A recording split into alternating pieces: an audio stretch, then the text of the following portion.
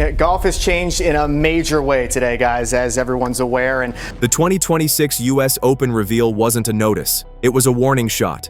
The USGA's move has triggered panic, speculation, and a quiet frenzy inside locker rooms. Something bigger is happening beneath the surface, and nobody's admitting it publicly.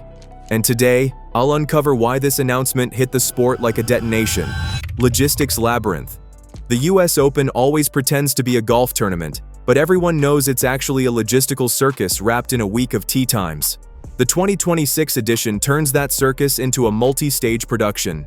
The USGA's early hospitality packages already read like a map of who gets luxury oxygen and who's forced to wander the gallery trenches. VIP tents, volunteer portals, gallery passes, every social tier has been carefully sculpted. The real kicker?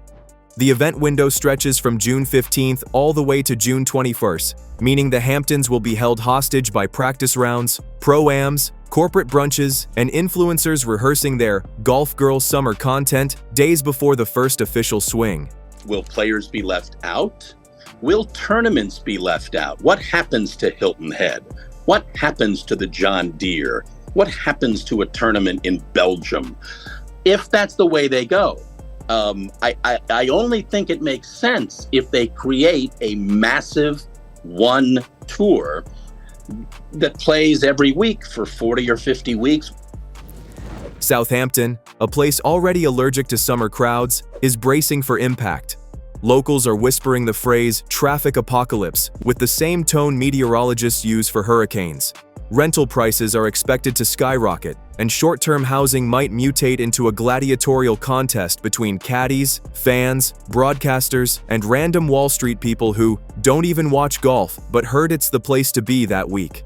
Entries opening February 18th at 9 a.m. may sound like a boring administrative detail, but inside locker rooms it's treated like a starting pistol, forcing players to lock their schedules months early and sending qualifiers into a frenzy.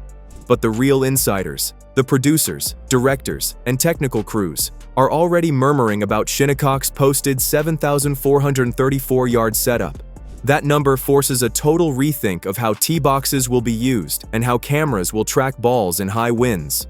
Tournament directors could slide tees forward or back day to day to manufacture shock value, and broadcasters are prepping like they're covering a natural disaster. Wind meters ready, drone shot plans drafted, graphic animations on standby to explain why half the field suddenly made bogey on the same par 4. It's not just a championship, it's an engineered experience. History heatwave. Shinnecock always drags its history into the room like a relative who insists on telling the same dramatic story every holiday, and 2026 will be no different. This club doesn't just host opens, it created them. The 1896 U.S. Open left fingerprints on the sport, and every return to Shinnecock feels like the USGA revisiting its origin story. But this time, the narrative is broader and heavier. The land itself carries ties to the Shinnecock Nation, whose history predates the golf course, the USGA, and the entire sport. In recent years, the USGA has emphasized public coordination with the nation, weaving historical recognition into Championship Week. That means the 2026 U.S. Open isn't just a tournament, it's a collision between competitive pressure and cultural gravity. Players won't just discuss wind angles and landing zones, they'll face questions about heritage, acknowledgement, and what it means to compete on historically significant land. Reporters will spend as much time in media tents discussing symbolism as they do discussing strokes gained. And every player who posts a casual Shinnecock Week photo will also face the unspoken expectation to address the deeper history of the ground they're standing on. Inside the ropes, the competitive implications are sneaky but real.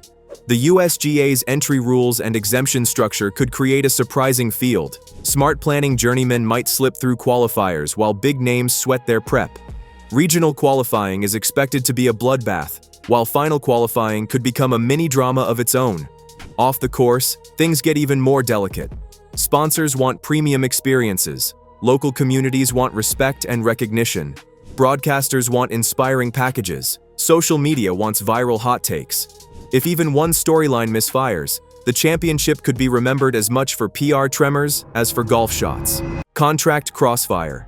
The player drama swirling around Shinnecock 2026 feels less like tournament prep and more like a slow-brewing prestige TV series where every character has a secret clause in their contract. Brooks Koepka, the last man to conquer Shinnecock back in 2018, enters the story like a returning villain with unfinished business. His ongoing LIV deal, rolling straight through 2026, adds gasoline to every prediction. Will he arrive as a swaggering wrecking ball carrying momentum, or a distracted star juggling negotiations and PR noise? His recent interviews have been cryptic enough to fuel conspiracy boards, and everyone knows a Koepka mood swing can become a headline faster than a leaderboard shift. Then there's the eternal specter of Tiger Woods. Any whisper, rumor, or grainy range clip of Tiger triggers a meltdown across the sport, and Shinnecock is the exact type of historic proving ground that would turn even a minor comeback into a carnival. Fans don't need confirmation, they just need hope, and Tiger-shaped hope is the strongest drug in golf. Meanwhile, Scottie Scheffler and Jon Rahm, the modern Golden Boys, are quietly circling the yardage chart like pilots studying flight plans. A 7,434-yard Shinnecock means driver decisions that could turn heroic or humiliating in minutes, and nobody wants to be the star of the slow-motion tee shot gone sideways. But the real soap opera unfolds behind the cameras. NBC Universal controls US Open broadcast rights through 2032, ensuring Shinnecock will be packaged with all the gravitas of a national holiday. LIV's players, however, are tied to Fox Sports, and the optics of how, when, and where their highlights appear on American TV are a political chess match no one wants to discuss publicly. Networks already anticipate social media sleuths comparing screen time and camera angles like they're auditing tax returns. And once players begin posting cryptic jet photos and locker room teasers, the timeline will turn qualifiers and practice rounds into bingeable chapters of a much messier story. Broadcast battlefield. The Shinnecock announcement didn't just wake up the golf world, it lit a fuse under a long-simmering broadcast war. NBC Universal, armed with its USGA deal through 2032, is treating the 2026 Open like an 8-day cinematic universe premiere. Peacock will stream every wind gust, every rules debate, every bunker tantrum, packaged with slow-motion drone shots and orchestral music, meant to convince viewers they're watching history unfold in real time. NBC wants gravitas, gravitas, and more gravitas, the kind of storytelling that turns tee boxes into sacred ground. Quote, "We are encouraged by this announcement, which represents a positive development in bringing harmony to men's professional golf." The RNA, the organizers of the Open, put this statement out on Twitter saying in part, "This agreement represents a huge step toward achieving that goal for golf, and we look forward to working with this new entity for the benefit of the sport globally." But Liv and Fox Sports aren't sitting quietly.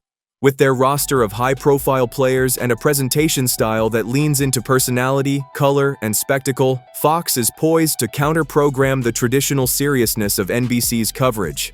If a LEV star makes a run at the leaderboard, Fox will inevitably seize the digital spotlight with highlight drops, hype edits, and post-round interviews cut like reality TV confessionals. Two parallel worlds will form: NBC's solemn Golf as Temple universe, and Fox's fast-cut, meme-friendly Golf as Entertainment multiverse. And the fans? They'll be the ones stitching the chaos together into TikTok edits that outpace official packages within minutes. The USGA knows it can't control the internet, but it can try to contain the meltdown. The real problem is predictability. Social media loves controversy more than scorecards. One mic'd-up rant, one windblown meltdown, one offhand comment about the setup, and the narrative will spiral beyond any broadcast's ability to rein it in. While networks fight for ownership of the big moments, creators will own the viral moments, and in 2026, those matter more. Hamptons havoc. Southampton didn't ask for this chaos, but it's about to host it anyway. The Hamptons thrive on exclusivity, gated drives, quiet beaches, and a seasonal population that treats traffic like a moral affront. Then the US Open swoops in with tens of thousands of fans, hundreds of media members, and a rental market that mutates the moment the schedule goes live. Local officials spent months tightening short-term rental rules to preserve community order, then promptly relaxed them for US Open week, dropping minimum stays from 2 weeks to 3 days so homeowners could cash in. Nothing screams heritage tension, quite like zoning laws doing gymnastics for tournament week profits. The local economy is salivating, of course. Restaurants expect record reservations. Shops are prepping for emergency restock days. Homeowners are practically printing money. But infrastructure is already stretched. Traffic, emergency services, and parking plans read like a stress test for the entire region. And as if that weren't enough, Shinnecock's deep indigenous history adds a layer of cultural responsibility that planners can't ignore. The USGA has worked with the Shinnecock Nation in recent years, but 2026 will magnify every gesture, respectful or tone-deaf, under the brightest spotlight possible. If a sponsor activation feels even slightly insensitive, viral outrage.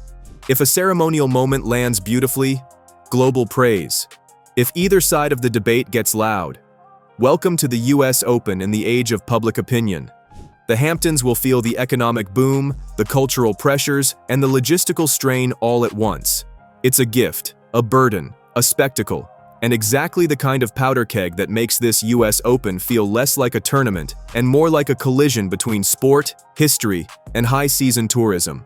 Shinnecock 2026 was supposed to be a simple venue reveal. Instead, it became a fault line splitting golf tradition, player politics, broadcast ego, and Hamptons reality. The shock isn't the announcement. The shock is everything it unleashes. Stay tuned. And don't forget to subscribe to this channel because the real storm hasn't even started.